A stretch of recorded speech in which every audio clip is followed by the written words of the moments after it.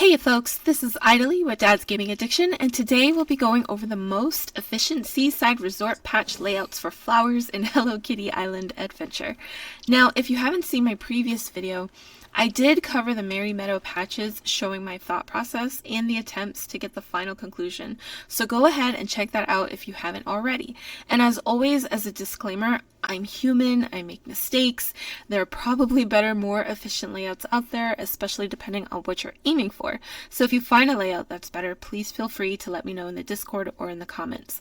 Again, the resources that I'm using are the easy-to-use MS Paint and the Seaside Resort Patch chart on the official Hello Kitty Island Adventure wiki. And of course, the online Hello Kitty Island Adventure flower generator, just to double check the layouts and to see if the flowers are even able to crossbreed and what could spawn. As before, I'm using the same color squares legend key.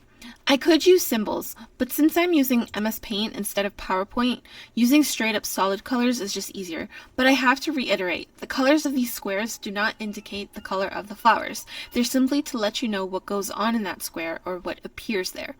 I'm using red square for flower type 1, I'm using a blue square for flower type 2, a pink square for flower type 3, and an orange square for flower type 4.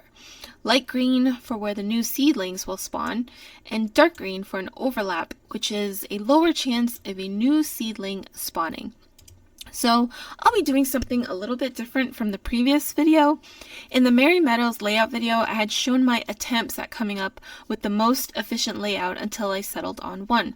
For this video, I'm going to actually fill in the squares, showing you exactly how I came to my most efficient layouts. Hopefully this will help show you exactly which flowers produce seedlings and where they'll spawn throughout. Okay, so this first one, Hopscotch Islands, it's not too bad. I would put a blue flower here and a red flower here to spawn two new seedlings right here. Now, it doesn't have to be a blue flower or a red flower. It can be any flower. It just has to be different and they have to crossbreed. And I will put another flower here that is able to crossbreed with this one next to it to spawn flowers here and here. Now, in order to fill in these spots, I'll put in a red flower there, and it will spawn this and this here. So new seedlings will spawn here. Now these spots are supposed to be empty. It's just showing where the new spawns will be once a flower crossbreeds. And I would put another type of flower here on E4 to spawn, because it's joining up with the flower on C5, which means that it'll spawn seeds there. Now we can put one in the very far left on F1 and put another type of flower here. Now here's the thing. This flower, this red flower, or this flower type I should say, on E2 should be able to crossbreed with both the flower on F1 and the flower on F4, which means that it will spawn a seedling here, and because it's also crossbreeding a flower in E4, it'll spawn new seeds here, and there's no overlap, which is awesome. And moving on to Resort Topmost West. This one my hubby actually came up with really fast. I couldn't believe it. I had to use his. I double checked to make sure it was efficient, but it was so impressive I had to use it. So 4 different flower types here, and 2 to be able to crossbreed every which way, almost every which way. The flower on F2 and the flower on G3 doesn't have to crossbreed, but you will come up with new seedlings here as per these 2 flowers. You'll come up with new seedlings here as per these 2 flowers, and then more here, and then more here. So, oops, and then, yeah, so those are all the seedlings there. That was pretty impressive. I didn't even think of that. And if you add a flower here, then there's a new seedling that'll spawn because it'll crossbreed with whatever is on F3. Well, almost whatever. You just have to make sure it does. And if we put a flower here, it'll crossbreed with these 2, and that'll be really awesome. Now, if you put a flower on G6 and another flower right above it, Oh, I'm sorry, yeah, F6. Okay, yeah, right above it, F6. It'll spawn flowers. Those two flowers will spawn this and this area, and then it'll also, this F6 flower can spawn with the D5, and it'll spawn there and there as well. Very cool. And if we keep going, let's see. Let's do a brand new flower type because it has to overlap here, and you'll see why in a minute. But unfortunately, if you put a flower here, it is going to overlap this because there's already a red flower and a blue flower spawning in this tile, but a pink flower would overlap. But, however, if you put a blue flower next to it, it's okay because it creates these brand new seedlings right there. And this E8 flower will also breed with the C6 flower, and we'll create that, and it will also breed with the F6 flower here, so it'll create that, create a new seedling there. Very cool. And then you keep going with that pattern, you can do that, and you can do this, and it'll spawn new seedlings like that, like so. And this flower on E11 will crossbreed with the flower on E9, which means that it'll make new seedlings there as well. Now, let's go back to this side. Now, we're going to have to put another flower type up here, and that is going to overlap because we are going to put another flower type right here. So these three flowers are touching this one tile, which means it will spawn a new flower. It has a chance of spawning a new flower, but most likely it will clone its parent flower or come up with a whole new breed, which is totally fine. But it will spawn new seeds here and here, and if you keep going, add a flower there and add a crossbreedable flower there, these will spawn and these will spawn. And now add another flower there, and this whole column of 3 will spawn. Now if you add one more flower here just to fill it in. Now listen, you can leave this empty and have clean spawns right here. I still like to fill in the gaps because this is called a forcible empty spot in my opinion, because these spots, if you fertilize your flowers, these will have no opportunity at all for a new spawn. They will clone the flower that's next to it. Now you could have that, but it will affect the new spawns here. So what I like to do is nip that in the bud. I'm going to add a new flower type there, and I'm going to have a new spawn there. And unfortunately, it does overlap these two. Now, is it worth it? That's totally up to you to decide. I like it. I think overlaps are fine because there's still that chance. And now we move on to the third one, which is the Resort Upper West. I'm going to start on the left corner. You know what, let's just do that for easier reference. On F1, there's a flower there. And then let's put another flower there, and let's put another flower there. So these flowers here, these two, F1 and G3, will spawn a seedling here, and the G3 and G4 will spawn a seedling there. Clean, perfect, wonderful. You keep going with that pattern, and it will spawn flowers all over it. Awesome. Because these two flowers are spawning seedlings. And if we bring that up here, there will be a new seed right in this corner. And if we plant a flower next to it, there is another 2 new seeds right there. Beautiful. Perfect. And then if we again keep going with that pattern, those 2 are going to create these 2 down here and these 2 up here. And because this flower on D6 is touching or is crossbreeding with D4, those 2 squares are sharing these 3 tiles. Amazing. Now here is where things get a little dicey. I have tried every which way to fix this, and I just cannot. So there's going to be some overlap here.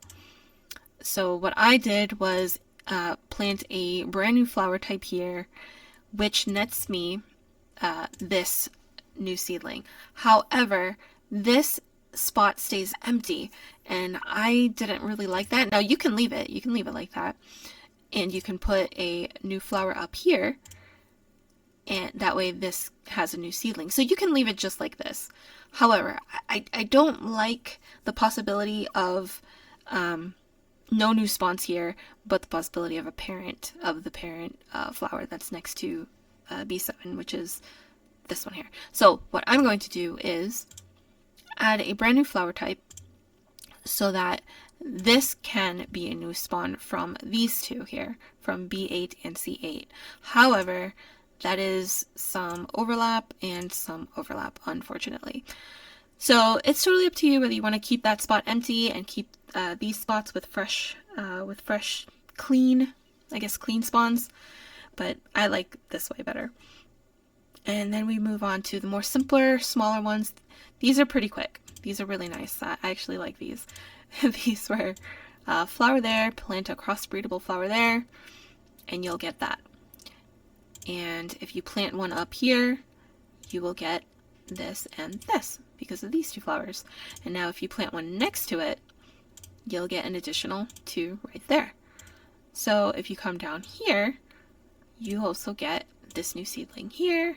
And if you plant another one next to it, copy the same from the top, you get those 2 new flowers.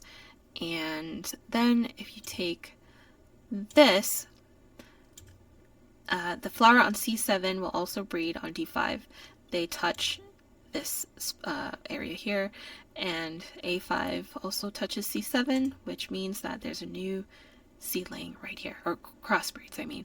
Oh my gosh, my terms. Okay, so let's move on to the next one. Resort Lower West. Oh my gosh. So let's just do a simple straight line pattern with a space in between. Very, very, very simple. Boom. Bada bing, bada boom. If you plant 2 flowers here, skip a space, 2 flowers there, and all the rest of those empty spaces will spawn. We'll have the possibility of spawning new babies. Brand new babies. Now this one is just as simple. You plant 1 flower there, and then the top and bottom. And then you add that. That means that these 2 will spawn that. And these 2 flowers will spawn here. And then these 2 flowers can spawn a seedling there. On Resort Cabin Pond, we'll do a flower there and a flower here. So that way it can spawn this, and they can spawn a seedling there. Now you can do that and then skip 1. These 2 will spawn here, and then these 2 flowers will spawn there. Beautiful. Perfect. Look at that. No overlap so far. And then a flower here on number 8, where the resort sign is. Another flower there. Another flower there. And these 2 will spawn a new seedling. These 2 will spawn a new seedling. Now, again, I mean, there's a couple different ways to do it, but that way's fine. I'm sure there's other decent ways to do it. Now on the resort cliff bottom, let's do a flower here and a flower here for a clean spawn. Boom. So they're touching these 3 tiles, so it's a possibility of new seedlings. And if you do this, they'll finish off the gaps. Beautiful. And number 10 is just as easy. If you do a crisscross, little diagonal, usually these, they kind of mess up the layout, but for this one, it's okay. And then you do that, and this blue, or this B2, I don't want to confuse you guys, but this B2 flower with the A4 flower, and they will spawn these 2 in these 2 spots there. Then you skip a space, and it'll spawn, oh wow, look at that. It'll spawn that whole row. And then if you add a flower down here, it'll actually fill in these empty spots with new seedlings. Okay, number 11, the resort gate. So this one was really hard for me. I don't know how my fiance did it. He he did this one so amazing, and he came up with it so fast. However, I looked at it and I was so impressed, and I did adjust a few things, and I think I came up with something a little bit better with less overlaps, but that's not to say his was terrible. I mean, his was just out of this world. But I was just really shocked at how fast he did it. So putting these 2 flowers here will spawn new seedlings there, and then on E2 and D3 it'll spawn the rest of the flowers. It'll fill in those gaps, and it'll also spawn a flower or a new seedling there. Then if you put a flower here, any flower here, it'll actually connect with the tiles that are touching D3 and F3 and F4. Look at that. I mean, can't get any better with that. Oh, and G4. And then if you put a flower down here, it is touching the same tile as G3 is. And if you put another flower right there, it is doing that magic. And put a flower there, that'll spawn a seedling there. Then you can take another flower type and put it there. Seedlings will spawn there. A seedling will spawn there, and a seedling, I keep saying speedling, will spawn there. Then you keep going with that little weird diagonal. Like, as I said before, usually the diagonals, they kind of mess up the layout, but I don't know, I find these funky layouts actually kind of housing these crooked diagonal patterns pretty well, I think. So you got that, and oh yeah, so this is where funkiness comes in again, and I put a 3rd flower type here so that it can fill this here, and it can also fill this empty spot here, and this empty spot here, and these 2 empty spots. So all of these at the expense of 1 overlap, because this, you have 3 flowers touching this 1 tile here. So that's unfortunate, but it can't be helped, at least the amount of times that I've tried. So then, unfortunately, there is another overlap right here. You have 3 flower types here. However, it's going to make a new spawn with this flower on H7 and a new spawn on I8 right here. And if you put another flower on that side of it, you'll get new seedlings here because of this flower there. And then if you put another flower here, you'll get 2 new spawns here. And if you want to fill in this gap here, all you have to do is plant something up there in the tippy top, and you'll get a new spawn there. So that was my solution. I think my hubby's solution had about 5 overlap, and I brought it down to 2. But I was just so impressed because he came up with his so quickly, and I took forever on this, and I just kind of edited his own layout. Kind of. Alright, so now we're moving on to the very last one in Seaside Resort. Hopefully this video didn't take too long, but let's put a flower there, and then we'll take 1 up there to make 2 new seedlings right off the bat. And then we'll put another flower there next to it, and we'll make 2 more new seedlings off the bat. Now we can do the same thing on the bottom here. So if we follow that little pattern right there, we're gonna have 2 new seedlings right above it, and 1 seedling right in between, and another seedling right underneath it, because the tile is touching those 2 flowers. Now we can take a flower there, and a new seedling will spawn there and there because it's sharing the tiles with D4. And we'll take a flower there, we'll put a seedling, it'll add a seedling there, and put a flower there, and this whole thing should be filled. A4 and B6 will spawn on A5, on B5, and then D4 and B6 will spawn a new seedling on C5, And then these two, D7 and B6, will spawn 2 new seedlings right there. And there you have it. That is the Seaside Resort flower patches, my most efficient layouts. If you can find anything better, just let me know, or post it in the Discord, or leave it in the comments below. And here are where all the flowers are supposed to go in one big image for each patch, without the overwhelming colors of the new spawns. But definitely keep track of what you're planning and what you need to remove and what you're aiming for, because it can get pretty confusing and overwhelming. Anyways, I hope this video helps you out on creating your own layouts. There's no right or wrong way of planting, just time-saving ways, I think, but definitely experiment, see what works for you. Next video will be Gemstone Mountain layouts, so be on the lookout for that one. Please like the video, give feedback if you want, and subscribing would be super appreciative. Thanks for watching, thanks for listening. Bye guys!